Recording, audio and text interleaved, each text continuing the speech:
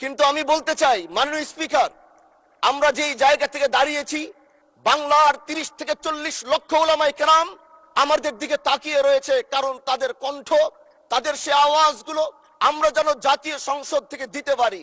তার মধ্যে অন্যতম একটি হলো মা কানা মুহাম্মাদুন আবা আহাদিম মির রিজালিকুম ওয়ালাকির রাসূলুল্লাহি ওয়া খাতামান নাবিয়্যিন ওয়া কানা আল্লাহু বিকুল্লি শাইইন আলিমা। আপনি জানেন, নবীর পরে আল্লাহ নবী হচ্ছে আমার ইমানের অংশ, আমার ইমানের পার্ট। তিনাকে ভালোবাসা, তিনার উপর ইমান, এটা আমার ইমানের অংশ। তিনি আমার শেষ নবী, যেটা কোরআন ঘোষণা দিয়েছে। নবীও বলেছে আনা খাতামুন নাবিয়্যিন আলা নাবিয়্যা বাদি, আমি শেষ নবী, আমার পরে কোনো নবী আসবে না। কিন্তু মাননীয় স্পিকার, দুঃখের সাথে বলতে হয়, বাংলাদেশের এরকম একটি পার্ট রয়েছে, যেই পার্টের এক অংশ মানুষ, তারা নবীকে অস্বীকার করে, তারা মুসলমান দাবি করে। এবং এই বিষয়ে অনেকেরই ধারণা আছে, তারা জানে এই আন্দোলন করতে গিয়ে অনেক মুসলমানকে রাস্তায় শহীদ হতে হয়েছে, আন্দোলন করতে হয়েছে। স্বাধীনতার পর থেকে আজও সে আন্দোলন চলছে, কিন্তু আজও পর্যন্ত সেটা পাইনি। আমি মাননীয় প্রধানমন্ত্রীকে বলবো, আপনি বাংলাদেশে একটি ইতিহাস রচনা করে যাবেন। আপনার মাধ্যমে যদি এটা স্বীকৃতি পায়, যারা নবীকে অস্বীকার করে তারা কোনোদিন মুসলমান থাকতে পারে না, এটা আইনের মাধ্যমে, এটা বাংলাদেশের পার্লামেন্ট থেকে ঘোষণা হবে, সেটা আমরা চাই।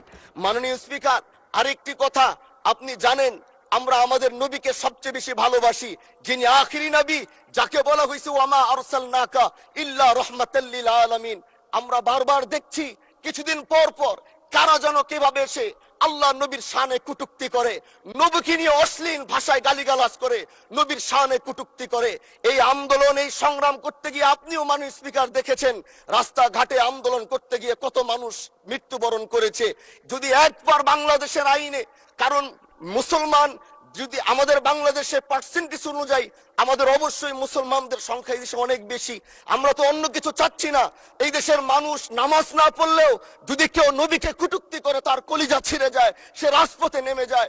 আমি বলবো, যারা নবীকে কটূক্তি করে, নবীর নামে গালিগালাজ করে, এদের মৃত্যুদণ্ড, এই আইনটাও যেন বাংলাদেশের এই সংসদ থেকে পাশ করা হয়। মাননীয় স্পিকার, এই কথাগুলো বলতে গিয়ে অনেক কথা হারিয়ে যাচ্ছে। এলাকায় বলেছিলাম যে আমরা ন্যায়ের পক্ষে কথা বলবো, ইনসাফের পক্ষে কথা বলবো। তখন অনেকে হাত ধরে বলেছিল, হানজালা ভাই, জাতীয় সংসদে যখন যাবেন একটু বললেন হাদি হত্যার বিচারটা যেন হয়। জি, 2 মিনিট বাড়ানো হলো, আরো বলেন। আজকে যে সন্তানটা ন্যায়ের পক্ষে কথা বলেছিল, ইনসাফের আওয়াজ দিয়েছিল, আমাদের মতোই যুবক, মাননীয় স্পিকার, তিনি এই যে স্বপ্ন বুনেছিল এক সুন্দর বাংলাদেশ করবার, রাস্তার ভিতরে সেই স্বপ্ন থামিয়ে দেওয়া হয়েছে।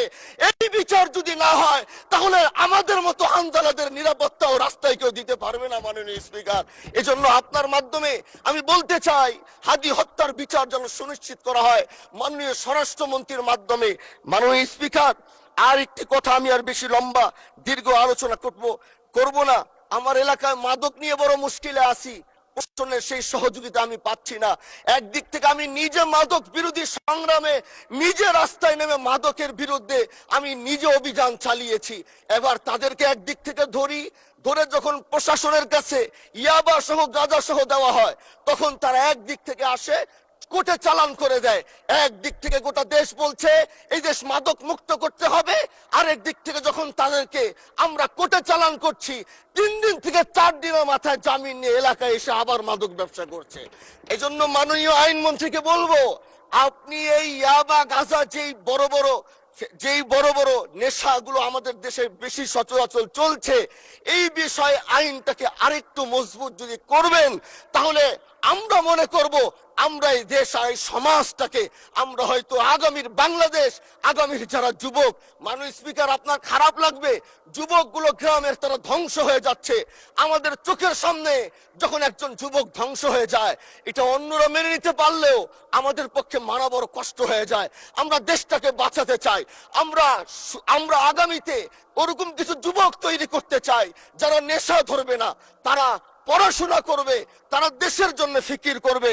মাননীয় স্পিকার, আমি সত্যের পক্ষে থাকব, আমি অন্যায়ের বিরুদ্ধে সোচ্চার থাকব, আমি গণমানুষের কণ্ঠ হয়ে করব। আমি এমন। ধন্যবাদ মাননীয় সদস্য, অসংখ্য ধন্যবাদ। আলোচনায় অংশগ্রহণ করবেন ব্রাহ্মণবাড়িয়া 5 আসন থেকে নির্বাচিত মাননীয় সংসদ সদস্য জনাব মোহাম্মদ